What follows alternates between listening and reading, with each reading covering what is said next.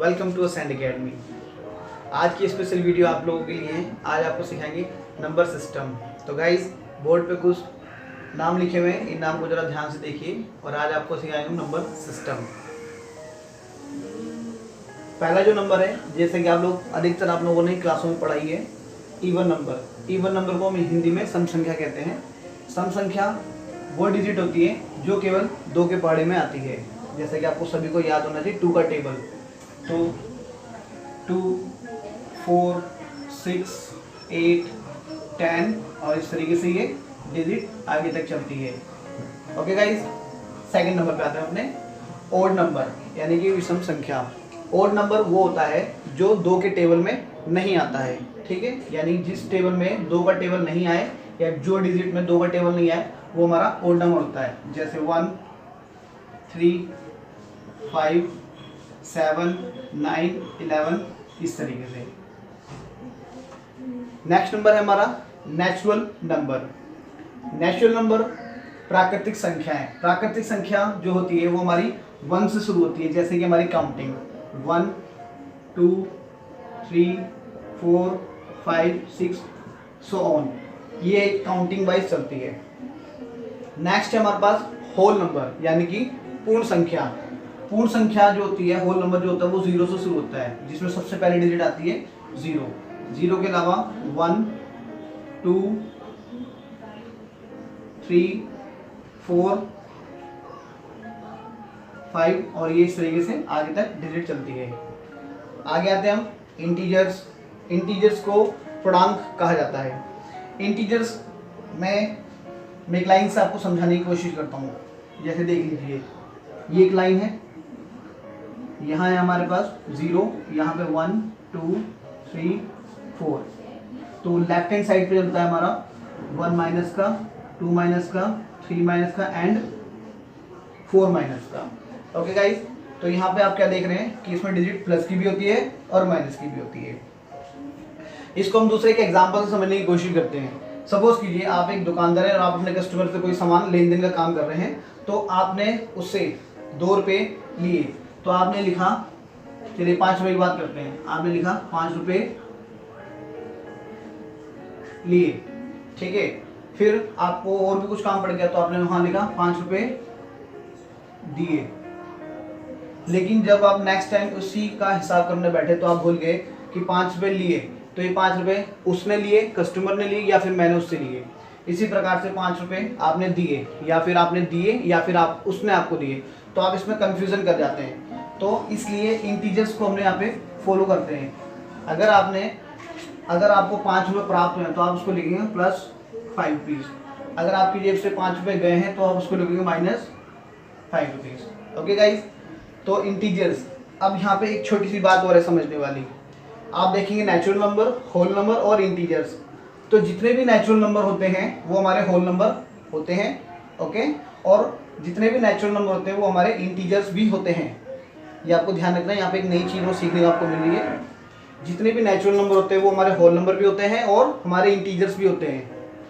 दूसरी बात, जितने भी होल नंबर होते हैं वो भी हमारे इंटीजर्स होते हैं, ओके। जितने भी नेचुरल होते हैं वो हमारे होल नंबर होते हैं। एक और बात यहाँ पे, लेकिन जितने भी इंटीजर्स हैं वो होल नंबर नहीं होते और ना ही वो नेचुरल नंबर होते हैं, क्योंकि इंटीजर्स में माइनस की डिजिट आ रही है जो कि होल नंबर और नेचुरल नंबर में नहीं है। सो गाइस, आई थिंक ये 5 टॉपिक आपको समझ में आ गई। अब आते हैं नेक्स्ट नंबर पे, प्राइम नंबर। प्राइम नंबर वो होता है जो अभाज्य संख्या, जो कि अपने ही टेबल में आती है। फॉर एग्जाम्पल, जिसके 2 ही फैक्टर बनते हैं। इसको समझने के लिए सपोज कीजिए मैं आपको यहाँ लिख के दिखा रहा हूँ। जैसे 5 आता है 1 के टेबल में या फिर आ गए 5 के टेबल में, ठीक है। इसी तरीके से हम ले सकते हैं 7, जो कि 1 के टेबल में आता है और 7 के टेबल में आता है। ओके गाइस, तो प्राइम नंबर वो होते हैं जो केवल अपने ही टेबल में आते हैं। तो मैं यहाँ पर इसको अलग से ऐसे करके आपको डिजिट लिख के बताता हूँ। प्राइम नंबर में सबसे पहली डिजिट जो होती है वो होती है हमारी 2,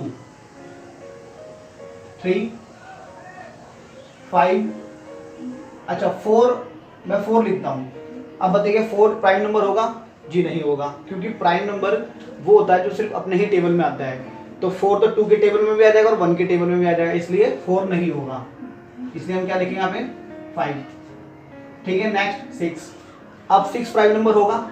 नहीं होगा, क्योंकि 6 जो है वो 1 में भी आता है, 2 में भी आता है, 3 में भी आता है, ओके, और 6 में भी आता है। तो हम इसको भी यहाँ पे रफ कर देंगे। हम क्या लिखेंगे?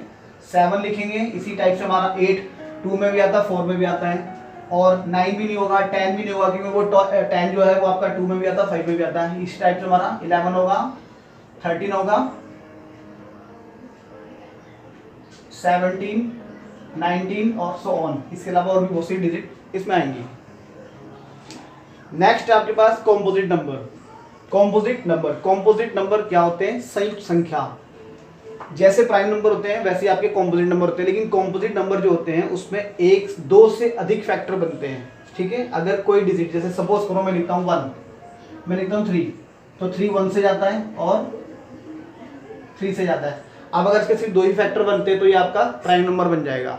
ठीक है, अगर मैं सिर्फ 2 लिखूं तो 2 में आपका 1 से भी जाता है और 2 से भी जाता है, तो इसके भी केवल 2 फैक्टर बन रहे हैं, तो ये भी आपका क्या बन जाएगा? Prime number. तो हमें निकालना है क्या है? Composite number. इसलिए कॉम्पोजिट नंबर जो होता है वो सबसे पहला जो होता है वो होता है 4, क्योंकि 4 जो होता है आपका वो 1 से भी कटता है 4 बार टेबल पे, और 2 से भी कटता है और 4 से भी कटता है। यानी कि जिसके 2 या 2 से अधिक फैक्टर अगर बनते हैं तो वो हमारा कॉम्पोजिट नंबर कहलाता है। तो हम यहाँ पे 4 ले लेंगे, 6 ले लेंगे, 8 10 डॉट डॉट डॉट, इसके अलावा।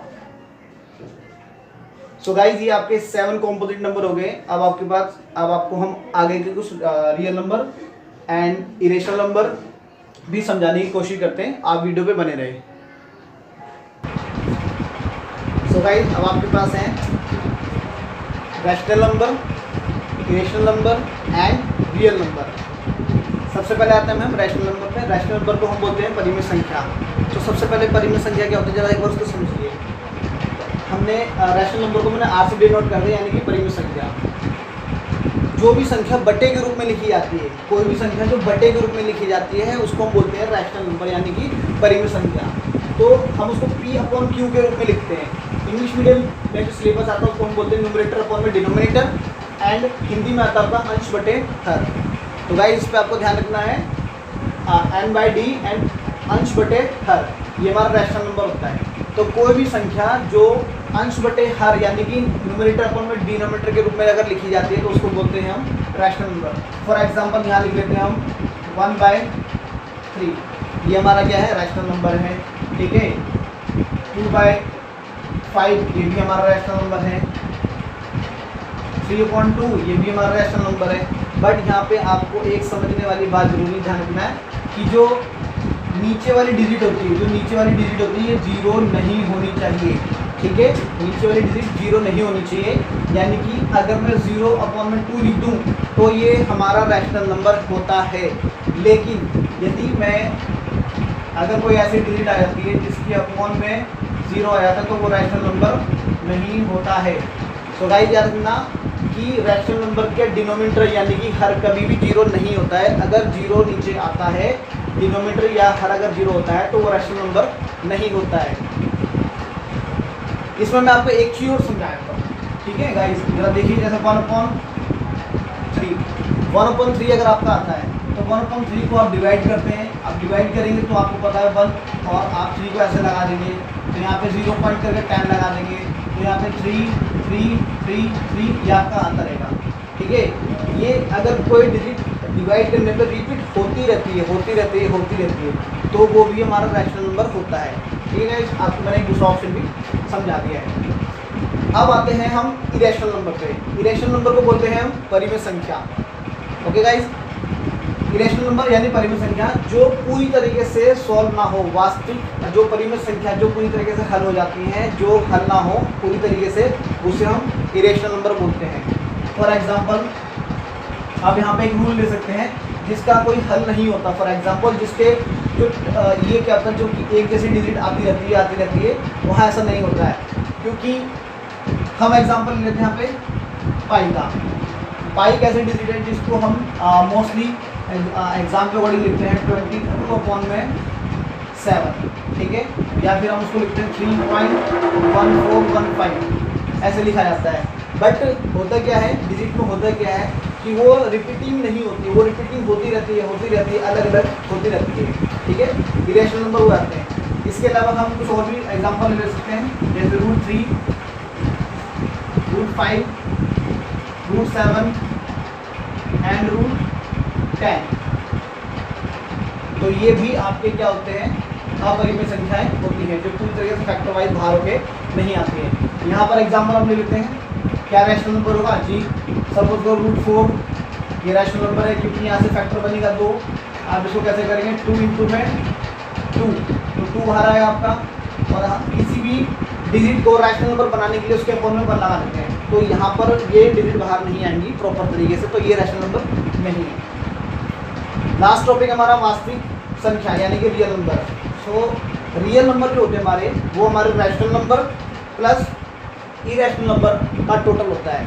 रैशनल नंबर और इरेशनल नंबर अगर आ जाते हैं, उनको जोड़ देते हैं, तो ये हमारे रैशनल नंबर हो जाते हैं। सो गाइस, ये था आपका बेसिक कंसेप्ट।